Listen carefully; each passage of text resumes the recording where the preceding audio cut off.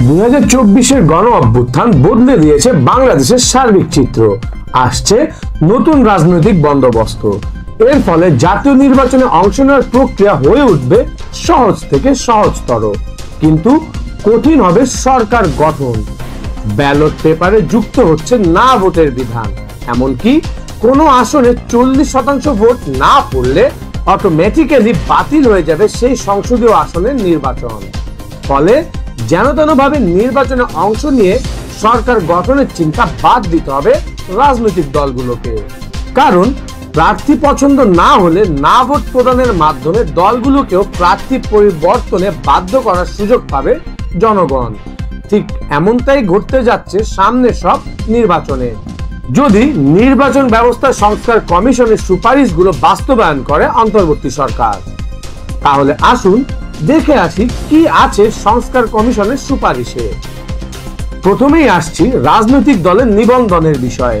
কারণ নিবন্ধিত রাজনৈতিক দলগুলি শুধু অংশ নেয় জাতীয় নির্বাচনে, তাই নিবন্ধন পেতে প্রতিবারই নির্বাচনের আগে নির্বাচন কমিশনে দৌড়ঝাঁপ শুরু করে রাজনৈতিক দলগুলো। কিন্তু কঠিন নিয়মের গ্যারাকলে শেষ পর্যন্ত সফলতার মুখ দেখত না নতুন দলগুলো। তাই প্রতি নির্বাচনে ঘুরে ফিরে সে একই পুরনো দল ও পুরনো প্রার্থীদের মুখই দেখত জনগণ। তবে নির্বাচনে অংশ নেওয়ার প্রক্রিয়া সহজ করতে নেওয়া হয়েছে নতুন উদ্যোগ। আগে নির্বাচনে অংশ নিতে যে কোনো দলের জন্য অন্তত 21টি জেলা এবং 200 উপজেলায় দলীয় অফিস থাকতে হতো।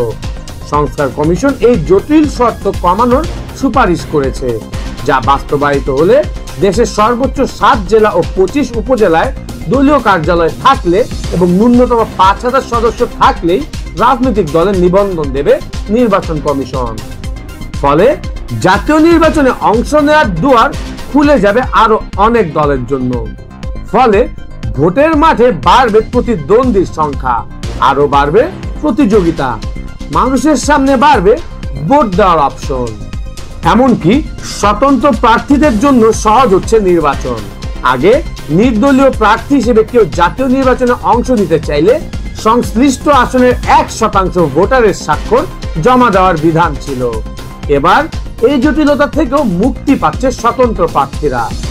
সুপারিশে বলা হয়েছে হলফনামায় মাত্র 500 ভোটারের স্বাক্ষর থাকলেই নির্দলীয় যে কোনো ব্যক্তি যেন প্রার্থী হতে পারেন।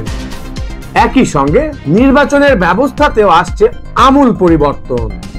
সুপারিশে বলা হয়েছে নির্বাচনের আগে 4 মাসের জন্য তত্ত্বাবধায়ক সরকার ব্যবস্থা চালু, ইভিএম ব্যবস্থা বাতিল এবং নির্বাচনের সময় আইন প্রয়োগকারী সংস্থা হিসেবে প্রতিরক্ষা বিভাগকে অন্তর্ভুক্ত করতে। ফলে নির্দলীয় তত্ত্বাবধায়ক সরকারের অধীনে এবং প্রতিরক্ষা বাহিনীর নিরাপত্তার ঘেরাটোপি হয়তো অনুষ্ঠিত হতে যাচ্ছে আগামী নির্বাচন। এক্ষেত্রে হয়তো এবার থাকতে পারে না ভোটের চমক, কারণ ব্যালট পেপারে না ভোট চালু রাখার বিধান প্রস্তাব করেছে কমিশন। প্রার্থী পছন্দ না হলে না ভোট প্রদানের মাধ্যমে একজন ভোটার যেন তার মতামত জানাতে পারেন, সেজন্যই এই আয়োজন। অনেক রাজনৈতিক দলের হিসেবেই বদলে দিতে পারে এই না ভোট। আর না ভোট বিজয়ী হলে বাতিল হবে নির্বাচন, অনুষ্ঠিত হবে পুনর্নির্বাচন। এমনকি না ভোটের কারণে নির্বাচন বাতিল হলে পুনর্নির্বাচন আর আগের প্রার্থীরা অংশ নিতে পারবেন না। সব দলকে আনতে হবে নতুন প্রার্থী। চমকের শেষ নয় এখানেই। দেশের ইতিহাসে প্রথমবারের মতো যুক্ত হচ্ছে 40% ভোটের বিধান। এর অর্থ কোন আসনে 40% ভোট না পড়লে বাতিল হবে সেই নির্বাচনও। ওই আসনে অনুষ্ঠিত হবে পুনর্নির্বাচন। জাতীয় নির্বাচনের মনোনয়ন ও প্রচারণাকে কেন্দ্র করে রাজনৈতিক দলগুলোর গ্রুপিং এবং অস্থিতিশীল পরিবেশের সম্ভাবনা থাকলে কিংবা ভোটাররা ভোট কেন্দ্র বিমুখ হলে যে কোনো আসনেই ঘটে যেতে পারে ভোট বাতিলের বিপর্যয়। নির্বাচন ব্যবস্থা সংস্কার কমিশনের সুপারিশ থেকে আরো জানা যায়, বিনা প্রতিদ্বন্দ্বিতায় নির্বাচন বন্ধ। রাজনৈতিক দলগুলো কর্তৃক সৎ ও যোগ্য প্রার্থী বাছাই এবং রাজনৈতিক দল কর্তৃক ভোটারদের কাছে গ্রহণযোগ্য প্রার্থী দেওয়া নিশ্চিত করতেই না ভোট চালু এবং ন্যূনতম 40% ভোটের বিধান প্রস্তাব করা হয়েছে।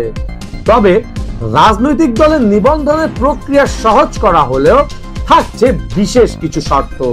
তার মধ্যে দলের লেজুর ভিত্তিক ছাত্র, শিক্ষক ও শ্রমিক সংগঠন, ভাতৃপ্রতিম বা অন্য যে কোনো নামে কোনো সংগঠন না রাখা, কোনো রাজনৈতিক দলের বিদেশি সংগঠন না থাকা, দলীয় সদস্যদের গোপন ভোটের মাধ্যমে দলের সর্বস্তরের কমিটি এবং জাতীয় নির্বাচনের জন্য প্রতি আসনে সর্বোচ্চ 3 জন দলীয় প্রার্থীর প্যানেল নির্ধারণ এবং সেই প্যানেল থেকেই চূড়ান্ত মনোনয়ন প্রদান, এসব সুপারিশ উল্লেখযোগ্য।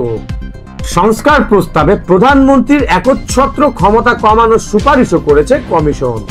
বলা হয়েছে প্রধানমন্ত্রীর মেয়াদ সর্বোচ্চ 2 টার্ম করা, 2 বার নির্বাচিত প্রধানমন্ত্রীকে রাষ্ট্রপতি পদের নির্বাচনে অযোগ্য করা, এমনকি একই সঙ্গে একই ব্যক্তি যাতে দলীয় প্রধান, সংসদ নেতা এবং প্রধানমন্ত্রীর পদে থাকতে না পারেন তার বিধান করা।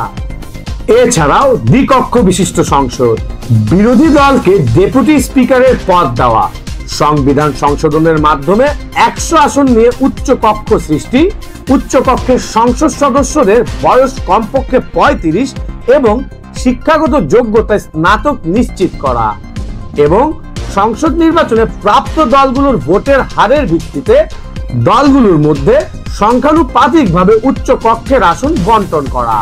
এক্ষেত্রে প্রত্যেক দল তার প্রাপ্ত আসনের 50% দলের সদস্যদের মধ্য থেকে বাকি 50% নির্দলীয় ভিত্তিতে নাগরিক সমাজ, শিক্ষাবিদ, বিজ্ঞানী, শ্রমজীবীদের প্রতিনিধি, নারী উন্নয়ন কর্মী, সাংস্কৃতিক ব্যক্তিত্ব এবং পিছিয়ে পড়া জনগোষ্ঠীদের মধ্য থেকে সংখ্যানুপাতিক হারে নির্বাচিত করা বিধান। এক্ষেত্রে প্রত্যেক দলকে তার প্রাপ্ত অংশ থেকে কমপক্ষে 40% নারী অন্তর্ভুক্তি নিশ্চিত করতে হবে। অন্যদিকে নিম্ন কক্ষের আসন সংখ্যা 100 বাড়িয়ে 400 করা এবং 400 আসনের মধ্যে নারীদের জন্য নির্ধারিত 100 আসন ঘূর্ণায়মান পদ্ধতিতে নির্বাচনের বিধান করা, যাতে নির্দিষ্ট আসন থেকে নারীদের সরাসরি নির্বাচিত হওয়ার সুযোগ থাকে এবং সংরক্ষিত আসনের নামে নির্বাচনী আসনগুলোতে দ্বৈত প্রতিনিধিত্বের অবসান ঘটে। একই সঙ্গে সংসদ সদস্যদের জন্য শুল্ক মুক্ত গাড়ি, আবাসিক প্লট সহ সব ধরনের প্রোটোকল ও ভাতা পর্যালোচনা এবং সংশোধনের প্রস্তাবও দিয়েছে কমিশন। এমনকি সংসদ সদস্যদের স্থানীয় সরকার প্রতিষ্ঠানের উপদেষ্টার পদ থেকে অপসারণ এবং এমপি হিসেবে বিশেষ প্রোটোকল ব্যবস্থার অবসান ঘটানোর প্রস্তাবও দেওয়া হয়েছে নির্বাচন ব্যবস্থা সংস্কার কমিশনের সুপারিশে।